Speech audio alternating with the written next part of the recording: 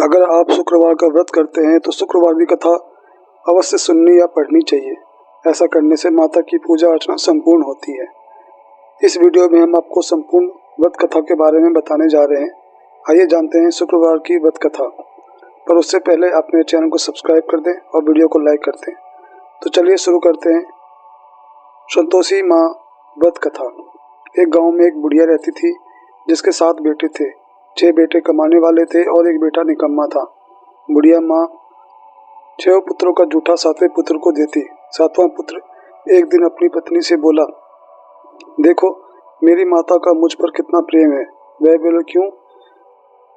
सबका जूठा बचा हुआ तुमको खिलाती है। वह बोला, जब तक आंखों से ना देखे मान नहीं सकता। पत्नी ने हंसकर कहा, देख लोगे तो मान लोगे ना। कुछ दिन बाद एक बड़ा त्योहार आया। घर में 7 प्रकार के भोजन और चूरमा के लड्डू बने। वह पत्नी की बात को जांचने के लिए सिर दर्द का बहाना बनाकर पतला कपड़ा सिर पर ओढ़कर रसोई में जाकर सो गया और कपड़े में से सब देखता रहा। 6 भाई भोजन करने आए। उसने देखा माँ ने उसके लिए सुंदर सुंदर आसन बिछाए, 7 प्रकार की रसोई परोसी और आग्रह करके उन्हें भोजन कराती रही। वह देखता रहा। 6 भाई भोजन कर उठ गए तब माँ ने उनकी 5 थालियों में से लड्डुओं के टुकड़ों को उठाया और एक लड्डू बनाया। जूठन साफ कर माँ ने उसे पुकारा, उठ बेटा उठ, तेरे भाइयों ने भोजन कर लिया है, तू भी उठकर भोजन कर ले। उसने कहा, माँ मुझे भोजन नहीं करना, मैं परदेश जा रहा हूँ। माता ने कहा, कल जाना हो तो आज ही जा। वह बोला, हाँ हाँ जा रहा हूँ। यह कहकर वह घर से निकल गया। चलते समय उसे पत्नी की याद आई। वह गौशाला में कंडे थाप रही थी। वह जाकर बोला, मेरे पास तो कुछ नहीं है, यह अंगूठी है, सो ले लो और अपनी निशानी मुझे दे दो। वह बोली, मेरे पास क्या है, यह गोबर भरा हाथ है। यह कहकर पत्नी ने उसकी पीठ पर गोबर के हाथ की थाप मार दी। वह चल दिया। चलते चलते दूर देश में पहुंचा। वहां एक साहूकार की दुकान थी। वहां जाकर बोला, सेठ जी मुझे नौकरी पर रख लो। साहूकार को नौकरी की सख्त जरूरत थी। साहूकार ने कहा, काम देखकर तनख्वाह मिलेगी। उसने कहा, सेठ जी जैसा आप ठीक समझे। उसे साहूकार के यहाँ नौकरी मिल गई। वह वहाँ दिन रात काम करने लगा। कुछ दिन में दुकान का लेन देन, हिसाब किताब, ग्राहकों को माल बेचना, सारा काम करने लगा। साहूकार के 7-8 नौकर थे। वे सब चक्कर खाने लगे, लेकिन उसने अपनी लगन, परिश्रम और ईमानदारी से सभी को पीछे छोड़ दिया। उसने अपने किए का फल मिला। सेठ ने भी उसका काम देखा और 3 महीने में ही उसे मुनाफे में साझेदार बना लिया। परिश्रम करते करते 12 वर्ष में ही वह नगर का नामी सेठ बन गया और सेठ अपना सारा कारोबार उस पर छोड़कर बाहर चला गया। इधर उसकी पत्नी पर क्या बीती वह सुने। सास ससुर उसे दुख देने लगी। गृहस्थी का काम करवाकर उसे लकड़ी लेने जंगल में भेजते। इस बीच घर की रोटियों के आटे से जो भूसी निकलती उसकी रोटी बनाकर रख दी जाती और फूटे नारियल के नरीले में पानी दिया जाता। इस तरह दिन बीतते रहे। एक दिन वह जब जंगल में लकड़ी लेने जा रही थी तब उसे रास्ते में बहुत सी स्त्रियां संतोषी माता का व्रत करती दिखाई दी। वह वहां खड़ी होकर पूछने लगी, बहनों ये तुम किस देवता का व्रत करती हो और इसके करने से क्या फल होता है? इस व्रत के करने की क्या विधि है? यदि तुम अपने इस व्रत का विधान मुझे समझाकर कहोगी तो मैं तुम्हारा बड़ा एहसान मानूंगी। उनमें से एक स्त्री बोली, सुनो यह संतोषी माता का व्रत है। इसे करने से निर्धनता, दरिद्रता का नाश होता है, लक्ष्मी आती है, मन की चिंताएं दूर होती है, मन को प्रसन्नता की और शांति मिलती है, निपुत को भी पुत्र मिलता है, प्रीतम बाहर गया हो तो वह शीघ्र लौट आता है, कुंवारी कन्या को मनपसंद वर मिलता है, चलता मुकदमा खत्म हो जाता है, गृह कलेश की निवृत्ति, सुख शांति होती है, घर में धन जमा हो, धन जायदाद का लाभ होता है तथा और भी मन में जो कामना हो सब संतोषी माता की कृपा से पूरी हो जाती है, इसमें संदेह नहीं। वह पूछने लगी, यह व्रत कैसे किया जाता है, यह भी बताओ तो बड़ी कृपा होगी। वह स्त्री कहने लगी, बिना परेशानी, श्रद्धा और प्रेम से जितना भी बन सके प्रसाद लेना, 5.25 पैसों से 5.25 आने तथा इससे भी ज़्यादा शक्ति और भक्ति से अनुसार गुड़ और चना लें। हर शुक्रवार को निराहार रहकर तथा कथा कहना सुनना। इसके बीच का क्रम नहीं टूटे। लगातार नियम पालन करना। सुनने वाला कोई न मिले तो घी का दीपक जलाकर उसके आगे जल के पात्र को रखना तथा कहना, परंतु नियम न टूटे। जब तक कार्य सिद्ध न हो नियम पालन करना और कार्य सिद्ध हो जाने पर व्रत का उद्यापन करना। 3 मास में माता पूरा फल प्रदान करती है। यदि किसी ग्रह खोटे हैं तो माता 1 वर्ष में अवश्य उन्हें अनुकूल करती हैं। कार्य सिद्ध होने पर ही उद्यापन करना चाहिए, बीच में नहीं। उद्यापन में 2.5 सेर आटे का खाजा तथा इसी अनुसार खीर तथा चने का साग बनाना, 8 बच्चों को भोजन कराना, जहाँ तक मिले देवर जेठ भाई बंधु कुटुंब के लड़के लेना, ना मिले तो रिश्तेदारों और पड़ोसियों के लड़के बुलाना, उन्हें भोजन करा यथाशक्ति दक्षिणा दे, माता का नियम पूरा करना, ध्यान रखना उस दिन में कोई खटाई न खाएं। वह सुन वह वहाँ से चल दी। रास्ते में लकड़ी के बोझ को बेच दिया और उन पैसों से गुड़ चना ले माता के व्रत की तैयारी कर आगे चली।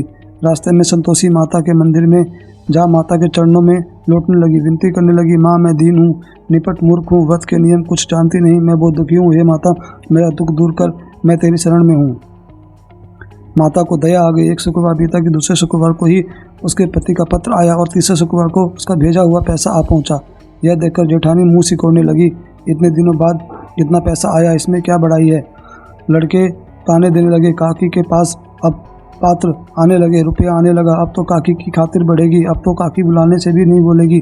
बेचारी सरलता से कहती, भैया पत्र आए, रुपया आए तो हम सबके लिए अच्छा है। ऐसा कहकर आंखों में आंसू भरकर संतोषी माता के मंदिर में जा मातेश्वरी के चरणों में गिरकर रोने लगी।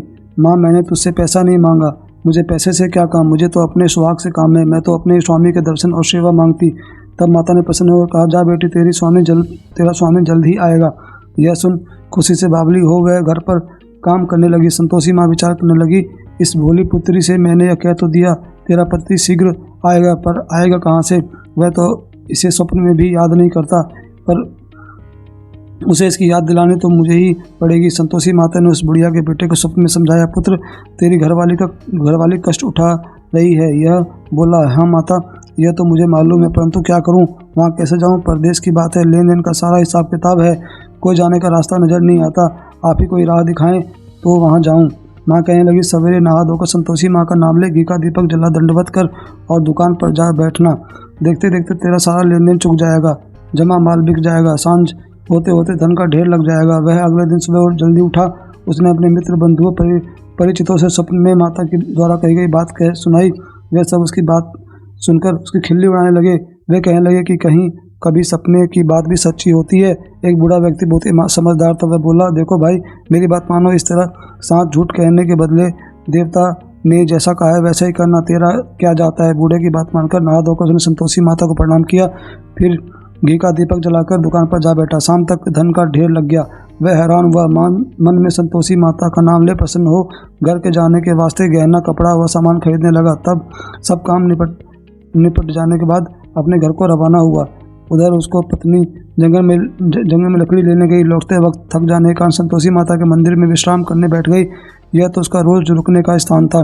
धूल उड़ती देख उसने माता से पूछा, हे माता यह धूल कैसी उड़ रही है। माँ ने कहा, हे पुत्री तेरा पति आ रहा है, अब तो ऐसा कर लकड़ियों के 3 बोझ बना ले, एक नदी के किनारे रख, दूसरा मेरे मंदिर पर और तीसरा अपने सिर पर रखकर तेरे पति को लकड़ी का गट्ठा देखकर मोह पैदा होगा, वहाँ रुकेगा, नाश्ता पानी बनाकर माँ से मिलने जाएगा। तू लकड़ी का बोझ उठाकर जाना और बीच चौक में गड्ढा डालकर 3 आवाज़ें जोर से लगाना, लो सासू जी लकड़ियों का गट्ठा लो, भूसी की रोटी दो, नारियल के खपड़े में पानी दो, आज कौन मेहमान आया है। संतोषी माँ की बात सुनकर वह बहुत अच्छा माँ कहकर प्रसन्न से लकड़ियाँ की 3 बोझ बना लाई। एक नदी के तट पर, दूसरा माता के मंदिर में रखा।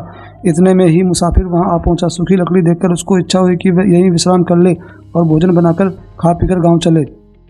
इस प्रकार भोजन कर विश्राम कर वह अपने गांव में आ गया। उसी समय बहू सिर पर लकड़ी का गड्ढा लाई।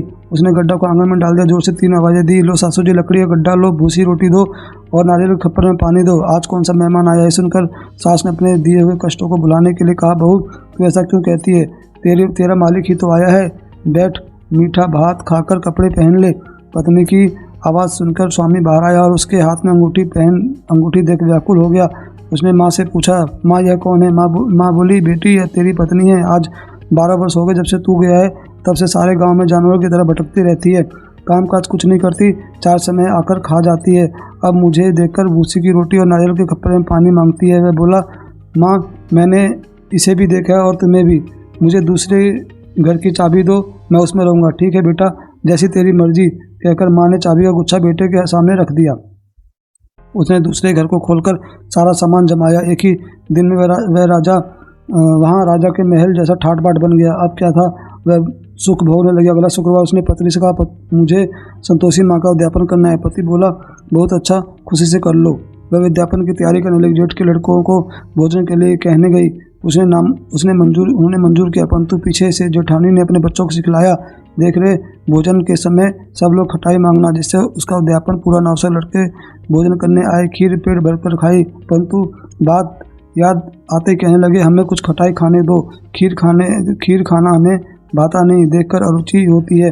लड़के उठ गए, बोले, पैसे लाओ। बोली, बहू कुछ नहीं जानती थी, उसने उन्हें पैसे भी दे दिए। लड़कों ने बाजार जाकर उन पैसों से इमली खरीदी और खाई। यह देखकर बहू पर माता जी ने कोप किया। राजा के दूत उसे उसके पति को पकड़ कर ले गए। अब मालूम हो जाएगा जब जेल की रोटी खाएगा। बहू ने यह वचन सहन नहीं किए।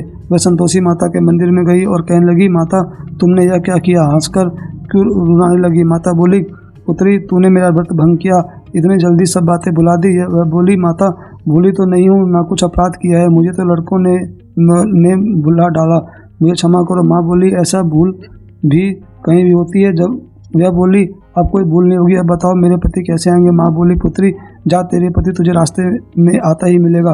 वह मंदिर से निकलकर बाहर आई तो रास्ते में उसे अपना पति आता हुआ मिला।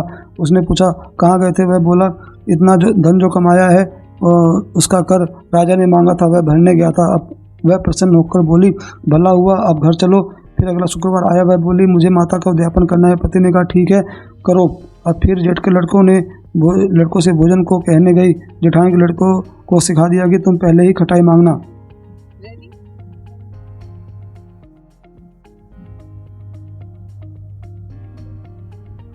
लड़के भोजन करने बैठे, लेकिन भोजन करने से पहले ही कहने लगे, हमें खीर पूरी नहीं भाती, जी बिगड़ता है, कुछ खटाई खाने को दो। ये बोली, खटाई खाने को नहीं मिलेगी, खाना तो खाओ।